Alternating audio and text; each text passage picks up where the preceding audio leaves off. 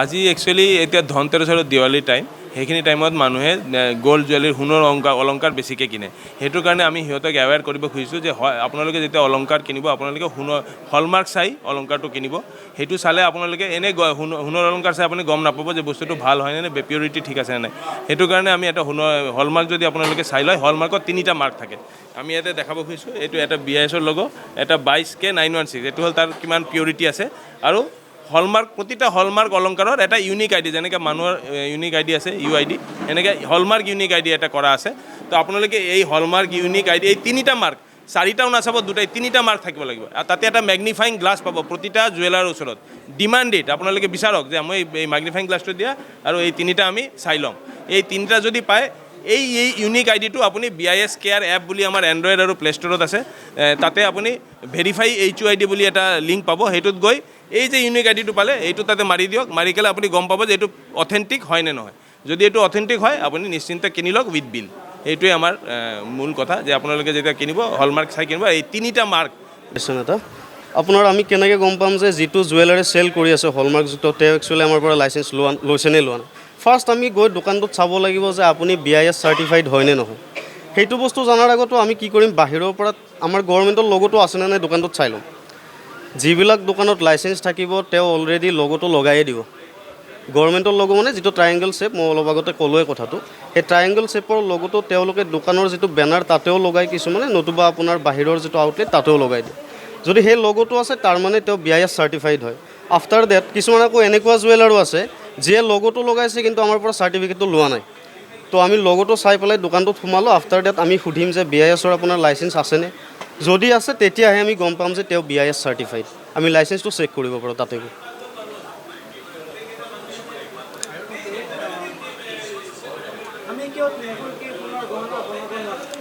আচ্ছা, এইটো এটা কথা হ'ল আপোনাৰ 24 কেৰেটত মেইনলি কি হয়, মিক্সিংটো দিয়াৰ পিছত 24 কেৰেট মানে হ'ল পিয়'ৰ গ'ল্ড। পিয়'ৰ গ'ল্ড মানে আপোনাৰ 1000ত 999 পাৰ্ট আমাৰ গ'ল্ডে দি আছোঁ। গ'ল্ডটো হ'ল বহুত আপোনাৰ, যদি মই কেমিকেলি কওঁ, কেমিষ্ট্ৰি ফালৰ পৰা কওঁ, বস্তুটো গ'ল্ডটো বহুত লাইট মেটেৰিয়েল। এই লাইট মেটেৰিয়েলটো আমাৰ কেতিয়াও, এটা ছাপ'জ মই ৰিঙৰ কথা কৈ আছোঁ, ৰিংটো যেতিয়া মই শ্বেপ দিব লাগিব, তাৰমানে বস্তুটো আপোনাৰ হাৰ্ড হ'ব লাগিব। তো যদি আমি মিক্সিংটো নিদিওঁ, 24 কেৰেটতে বনাই দিওঁ, আল্টিমেটলি বস্তুটো আপোনাৰ ঢিলা হৈ যায়, পাতল হৈ যায়। সেইটো কাৰণত 24 কেৰেটত বনাব নোৱাৰে, তাৰমানে শ্বেপটো ল'ব নোৱাৰে। আপুনি যেনেকুৱা ধৰণৰ ছাপ'জ মোক ৰিং লাগে বা ইয়াৰিং লাগে, সেই একজেক্টলি শ্বেপটো 24 কেৰেটত নাহে। মেইনলি সেইটোৱে কথা যে আপোনাৰ 24 কেৰেটত অৰ্নামেণ্টছ বনোৱা নাই। কিন্তু কিছুমান জুৱেলাৰী এতিয়া ট্ৰাই কৰি আছে, দেখা যাওক কিমানখিনি আগবাঢ়ে এইটো।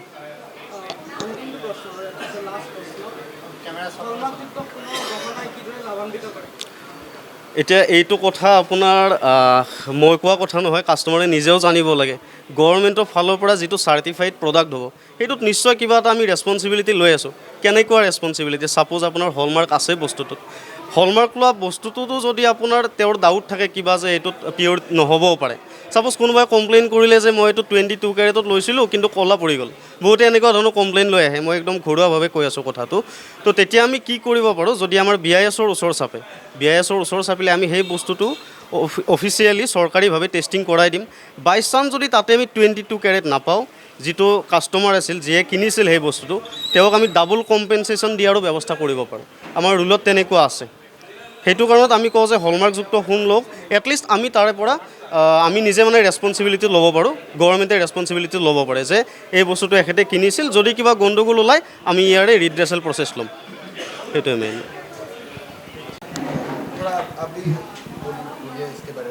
हाँ, हमें ये बताने की ज़रूरत नहीं है कि गोल्ड एक काफ़ी महंगी चीज़ है, और अगर आप 1 लाख रुपए किसी चीज़ के लिए पे करते हैं तो आपको 1 लाख का सामान मिलना चाहिए, ना कि आपको 80 या 70 लाख का सामान मिले। उसको सुनिश्चित करने के लिए हमारा BIS का हॉलमार्क है ज्वेलरी पे। आपको BIS हॉलमार्क ज्वेलरी ख़रीदनी है, उसकी टेस्टिंग करके एसेइंग एंड हॉलमार्किंग सेंटर्स ने उस पर ये 3 निशान का हॉलमार्क बनाया हुआ रहता है।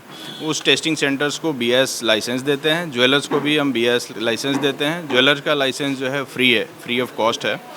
एसेइंग एंड हॉलमार्किंग सेंटर्स लगाने, वो टेस्टिंग इंफ्रास्ट्रक्चर बिठाते हैं, उनके हम वेरिफिकेशन एंड ऑडिट के बाद उनको लाइसेंस देते हैं। वे फिर इंटर्न ज्वेलर को हॉलमार्किंग उनकी ज्वेलरी पे करके देते हैं। तो ये आपको BIS licence centres, testing centre से ये 3 निशान लगाए जाते हैं। आपकी ज्वेलरी पे। तो इससे ये सुनिश्चित होता है कि HUID अगर आप BIS केयर ऐप में डाल के वेरीफाई करते हैं और वहाँ डिटेल आ जाती है, इसका मतलब है कि लाइसेंस सेंटर ने इस पे ये हॉलमार्क लगाया है और इसकी प्योरिटी सुनिश्चित है। नॉर्थ ईस्ट में टोटल अभी 16 हॉलमार्किंग लाइसेंसेज हैं, हॉलमार्किंग सेंटर्स हैं, जिसमें गुवाहाटी में भी है, बरपेटा रोड में भी है, आपके बोंगाईगांव में है, जोरहाट में, इस तरह के अन्य डिस्ट्रिक्ट में है।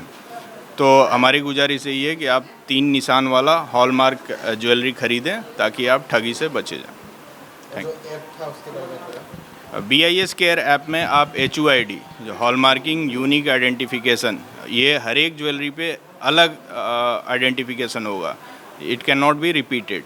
तो वो अलग यूनिक आइडेंटिफिकेशन आप BIS केयर ऐप में वेरीफाई HUID टैब में जाके वहाँ डालेंगे तो आपको उस पूरी ज्वेलरी की पूरी डिटेल, कितना वेट है, कहाँ टेस्टिंग हुई है और इसकी कितनी प्योरिटी है, वो आपको मिल जाएगी उसमें। उसके अलावा अगर आपको उसको आप संतुष्ट नहीं हैं, उसको कहीं टेस्ट कराना चाहते हैं, तो आप नज़दीक के हॉलमार्किंग सेंटर्स पे जा कर के उसको टेस्ट करवा सकते हैं। हॉलमार्किंग seenters की डिटेल आपको BIS.gov.in वेबसाइट पे अंडर हॉलमार्किंग टैब मिल जाएगी। वहाँ आप 200 रुपये मिनिमम या पर आर्टिकल का 45 रुपीज़ प्लस GST दे करके ईजिली टेस्ट करा सकते हैं। यह उनकी रिस्पॉन्सिबिलिटी है पब्लिक सैंपल को टेस्ट करना। और उसके बाद अगर किसी भी तरह का ज्वेलरी रिलेटेड कंप्लेन है तो आप BIS केयर ऐप में जाके वहाँ पे कंप्लेन आप अपनी दर्ज कर सकते हैं। उस कंप्लेन पे तुरंत कार्रवाई होती है और 3 महीने के अंदर आपको जो भी अगर कंपनसेशन है वो सुनिश्चित BIS करवाता है।